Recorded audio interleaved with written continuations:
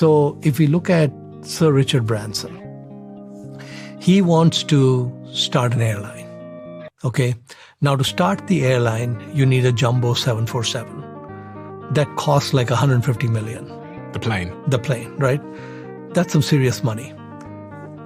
Richard Branson got Virgin Atlantic off the ground with zero and with zero risk. So here's what he did. You replace capital with creative thinking. So he calls 206-555-1212, which is directory assistance in Seattle, Washington. And he asked for the phone number for Boeing.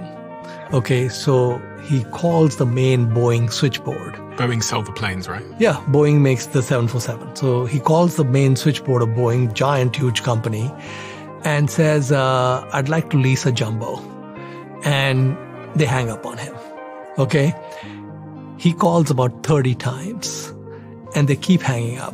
And finally, they get tired of his calls. And the lady says, let me put you in touch with somebody who's in charge of leasing and they can tell you to get lost. Okay, so she transfers him to a person who's actually leasing jumbos. This person tells Richard, says, look, Mr. Branson, in every country, we have one customer. And in the UK, that is British Airways. So we have nothing to talk about. So he says, well, just humor me for a second. He said, if British Airways called you and said that they wanted to lease an old used jumbo, do you have one lying around?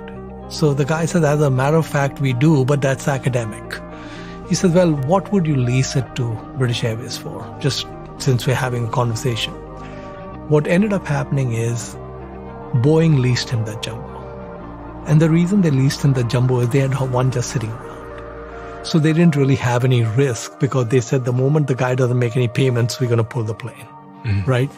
So now when you have an airline, you sell all the seats 4 months in advance. The cash has already come in. You pay for the fuel 30 days after the plane lands, and you pay for the lease after the plane lands.